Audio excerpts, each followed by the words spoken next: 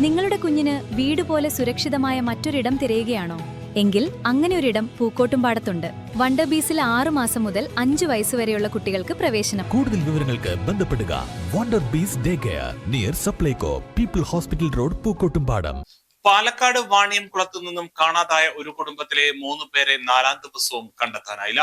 ഇവർ സഞ്ചരിച്ചിരുന്ന കാർ വഴിക്കടവ് കണ്ടെത്തിയതിനെ തുടർന്ന് വഴിക്കടവ് പോലീസിന്റെയും ഷൊർണൂർ പോലീസിന്റെയും നേതൃത്വത്തിൽ പ്രദേശത്ത് വ്യാപക തിരച്ചിൽ തുടരുകയാണ്.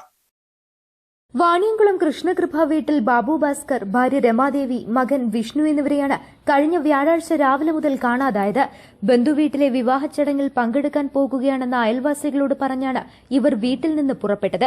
എന്നാൽ ബന്ധുവീടുകളിൽ അത്തരമൊരു ചടങ്ങ് നടന്നിരുന്നില്ലെന്ന് പിന്നീട് വ്യക്തമായതോടെ ബന്ധുക്കൾ ഷൊർണൂർ പോലീസിൽ പരാതി നൽകുകയായിരുന്നു. സിസിടിവി ദൃശ്യങ്ങൾ പരിശോധിച്ചതിൽ കുടുംബം സ്വന്തം പിക്കപ്പ് വാഹനത്തിൽ വീട്ടിൽ നിന്ന് പുറപ്പെട്ടതായി പോലീസ് സ്ഥിരീകരിച്ചു. കാണാതായ മൂവരുടെയും മൊബൈൽ ഫോണുകൾ സ്വിച്ച് ഓഫ് ആയ നിലയിലാണ്. ഫോണുകളുടെ അവസാന ടവർ ലൊക്കേഷൻ വീടിന് സമീപത്താണ്. തുടർന്ന് നടത്തിയ അന്വേഷണത്തിലാണ് കുടുംബത്തിന്റെ കാർ വഴിക്കടവ് ടൌണിന് സമീപം KNG റോഡരികിൽ ഉപേക്ഷിച്ച നിലയിൽ കണ്ടെത്തിയത്. ഇതിന്റെ അടിസ്ഥാനത്തിൽ വനമേഖല ഉൾപ്പെടെയുള്ള പ്രദേശങ്ങളിൽ പോലീസ് തിരച്ചിൽ ശക്തമാക്കിയെങ്കിലും ഇതുവരെ ഇവരെ കണ്ടെത്താനായിട്ടില്ല.